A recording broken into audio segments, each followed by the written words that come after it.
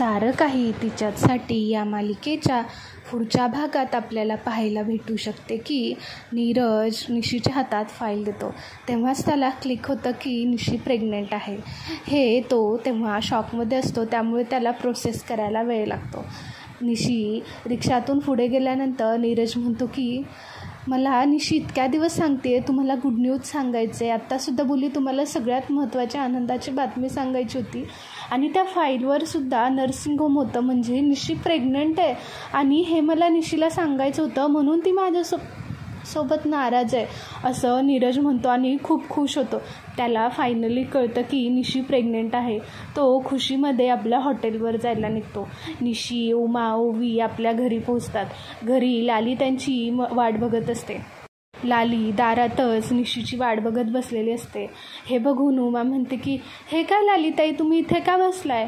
लाली म्हणते की अगं मला निशीची काळजी वाटत होती. काय सांगितलं डॉक्टरांनी? उमा म्हणते की काही नाही, सगळं छान आहे. निशीचे बाळसुद्धा खूप व्यवस्थित आहे, फक्त तिची थोडीशी खायची वगैरे काळजी घ्यायला लावली आहे, त्यासाठी आपण आहोतच ना. लाली म्हणते की निशी बाळा, तू काहीच काळजी करायची नाही, मी तुझं स्वतः लक्ष देईन आणि तुझ्या बाळासाठी मी माझ्या परीने जेवढं होईल ना तेवढे सगळे प्रयत्न करीन. हे बघून उमा म्हणते की लालीताई तुम्ही किती समजूतदार आहात हो. लाली म्हणते की अगं कितीही घरात आनंद असला ना तर आपली पोरं सुखात असतील तरच तो आनंद सेलिब्रेट करता येतो. सगळेजण आत येतात. हे बघून मंजू म्हणते की तुम्हाला माहीत आहे का अजून एक आपल्या घरात आनंदाची बातमी आहे.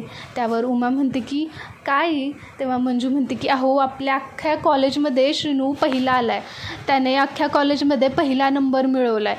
हे ऐकून उमा खूप खुश होते. श्रीनू येतो, उमाच्या पाया पडतो. उमा म्हणते की खूप मोठा हो. हे ऐकून उमा म्हणते की आज काहीतरी गोडधोडाचं जेवण बनवू. त्यानंतर श्रीनू म्हणतो की काहीही झालं ना तरी उमाई तुमच्यामुळे आणि दादांमुळे आज मी जे काही होऊ शकलो आहे ते फक्त दादांमुळे आहे, ह्याचं सगळं श्रेय दादांना जाते. उमा म्हणते की अरे श्रीनू असं काय बोलतो, त्यात तुझी मेहनत आहेच की, तू एवढं सगळं मेहनत करू शकला म्हणून तर तुला हे सगळं मिळतं आहे. यावर लाली म्हणते की निशीचं बाळ नक्की व्यवस्थित आहे ना? हे बघून उमा म्हणते की लालीताई तुम्ही काळजी करू नका, सगळं व्यवस्थित आहे, बाळसुद्धा खूप छान आहे, तिच्या सगळ्या चाचण्या झाल्यात, आता गोळ्या दिल्यात, थोडे दिवस आराम केला की तिला व्यवस्थित वाटेल. हे ऐकल्यानंतर दादासुद्धा खूप खुश होतात. दादा म्हणतात की निशी बाळा तू काळजी करू नकोस, तू इथे सुरक्षित आहेस, तुला इथे राहून कशाचीच काळजी करायची गरज नाही आहे. निशी हो म्हणते. ओवी म्हणते की बरं निशी चल आतमध्ये जाऊया. निशी आतमध्ये जाते, फ्रेश होते. तेव्हा ओवी निशीला म्हणते की ओवी निशी तुला व्यवस्थित वाटतं ना? त्याला निशी बोलते की हो. पण निशी ओवीला म्हणते की होय ओवी, आपण दवाखान्यात गेलो हे सरांना कसं कळालं? त्यांना माहीत होतं का आपण येणार आहोत? ह्यावर ओवी म्हणते की अगं काय बोलतेस निशी तू, त्यांना कसं माहीत असणार, कोण सांगणार? त्यावर निशी म्हणते की तसं नाही, आपण तिथे पोहोचलो आहे आणि नीरज सरसुद्धा तेव्हाच आले. त्यानंतर ओवी म्हणते की योगायोग असू शकतो ना? त्यानंतर निशी म्हणते की तो गाडीवाला असा अचानक कसा आला, मला ना बाहेर जायची भीती वाटते. ओवी म्हणते की काळजी करू नकोस निशी, असेल काही झालं तर आपण त्याची काळजी करून काय उपयोग, तू सुरक्षित आहेस, तुझं बाळ सुरक्षित आहे, झालं तर मग, असं म्हणून ओवी तिला समजावते. निशी नीरजला जे काही सांगितलं त्यामुळे इमोशनल झालेली असते की ती म्हणते की नीरज सर मला माफ करा, मला खरं तर तुम्हाला ही सगळ्यात आधी आनंदाची बातमी सांगायची होती पण मी ते तुम्हाला सांगू शकले नाही, खरंच मला माफ करा, पण जेव्हा पण तुम्हाला समजेल तेव्हा तुम्ही खूप खुश व्हाल, असं निशी म्हणते. नीरज आपल्या हॉटेलच्या रूममध्ये जातो तेव्हा मेघना त्याची वाट बघत बसलेली असते. नीरज खूप खुश असतो. त्याला बघून मेघना म्हणते की काय रे नीरज, काय झालं, इतका खुश का आहेस? त्यानंतर नीरज आल्या मेघनाचा हात पकडतो आणि म्हणतो की कॉंग्रॅच्युलेशन्स मॉम, निशी आई होणार आहे. तुला माहीत आहे का आपल्या घरात आपल्या अजून एक सदस्य वाढणार आहे, निशी आणि अजून बाळ, आम्ही 3 जण होणार आहोत, आमची फॅमिली वाढणार आहे. त्यानंतर मेघना म्हणते की तुला कसं कळालं नीरज? त्या नीरज म्हणतो की कळालं मॉम मला. त्यावर मेघना म्हणते की निशी तुला भेटली होती का, निशीने तुला सांगितलं का? त्यानंतर नीरज म्हणतो की निशी मला भेटली होती पण तिनं सांगितलं नाही, मला कळालं. मेघनाला शॉक बसतो की निशी आणि नीरज भेटूनसुद्धा निशीने नीरजला माझ्याबद्दल कसंच काही सांगितलं नाही, ज्याची तिला भीती होती ते झालंच नाही. हे बघून नीरज म्हणतो की मॉम, मी खूप खुश आहे. निशीला कशाचीही कमी पडू देणार नाही. मी तिच्याशी लवकरात लवकर गैरसमज दूर करणार आहे. इतक्या दिवस ती मला सांगत होती की मला सांगायचं आहे, पण मला वेळ नव्हता, त्यामुळेच ती नाराज आहे. त्यामुळे ती माझ्याशिवाय रुसली आहे, पण मी लवकरात लवकर तिचा हा रुसवा दूर करेन. हे बघून मेघना म्हणते, काय तुला सांगायचं होतं म्हणून ती तुझ्यावर रुसली आहे? त्यावर नीरज म्हणतो, हो मॉम, ती मला खूप दिवस सांगायचं होतं पण मला वेळ नव्हता. त्यावर मेघना म्हणते की अशी काय निशी आहे, इतक्या दिवस मी तिच्याशी वागले म्हणून ती रुसून गेली आणि याला काय सांगितलं की त्याच्याकडे वेळ नाही आहे. नक्कीच काहीतरी याच्यात मिस्ट्री आहे असं म्हणून मेघना आपल्या विचारात असते. नीरजला निशीला जाऊन कधी भेटून मिठी मारतोय असं झालेलं असतं, पण तो कंट्रोल करतो.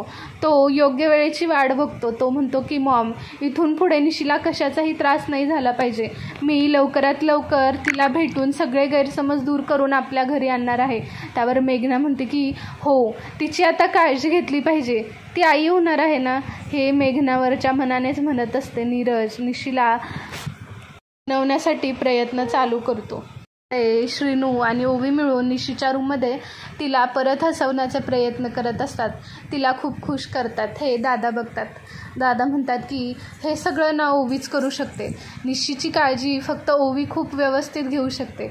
एवढ्या टेन्शनमध्ये सुद्धा ती निशीला यातून बाहेर काढण्याचं विसरले नाही आहे. ओवी, मला तुझा खरंच अभिमान वाटतो. निशीचं हसणं बघतात. रात्र झाल्यानंतर सगळेजण गोडाचं जेवण बनवतात. सगळेजण जेवायला बसतात. सगळेजण खूप खुश असतात की निशीचं बाळसुद्धा व्यवस्थित आहे आणि श्रीनूने सुद्धा पहिला नंबर मिळवलेला आहे. त्यानंतर उमा म्हणते की आपण या सगळ्यात एक गोष्ट विसरलो. त्यावर मंजू म्हणतो, काय ताई, काय विसरलो आपण? उमा म्हणते की अगं, आपल्या निशीची चोरोटी भरली नाही अजून, आपल्याला निशीची चोरोटी भरायला हवी. हे ऐकून मंजू म्हणते की हो, आपण हे सगळं कसं विसरू शकतो, आपण लवकरच निशीच्या चोरोटीचा कार्यक्रम खूप छान पाडू. यावर मी म्हणते की हो, त्या चारूच्या चोरोटीत मला करायचं नव्हतं काहीसुद्धा, पण निशीची चोरोटी मी खूप मनापासून करणार आहे. तिच्या चोरोटीसाठी जे काही लागेल ते मला सांगा, मी सगळी मदत करायला तयार आहे. हे ऐकून कांता म्हणतो की लाली, तू खरंच बदलली आहेस का? तुला काम करायचं. हे बघून लाली म्हणते की गप्पा हो, मस्करी करू नका माझ्या निशीच्या चोरोटीचा कार्यक्रम खूप छान पार पडला पाहिजे. त्यावर उमा म्हणते की हो, मी उद्याच अर्जुनकडे जाऊन चोरोटीचे मुहूर्त बघते आणि योग्य वेळेला आपण तिची चोरोटी भरू. दादासुद्धा म्हणतात की हो उमा, हे तेवढं तुम्ही छान केलं, तुम्हाला जसं वाटेल तसं करा, पण काही अडचण आली तर मला सगळ्यात आधी सांगा. त्यावर उमा म्हणते की हो, तुम्ही काळजी करू नका. असंच इथे सारं काही तिच्यासाठीचा भाग संपतो. पुढे काय होतं हे पाहणंसुद्धा खूप इंटरेस्टिंग राहणार आहे. तुम्हाला आपल्या चॅनलवरचे व्हिडिओज आवडत असतील तर आपल्या चॅनलला लाईक करा, शेअर करा आणि सबस्क्राईब करायला विसरू नका. थँक्यू.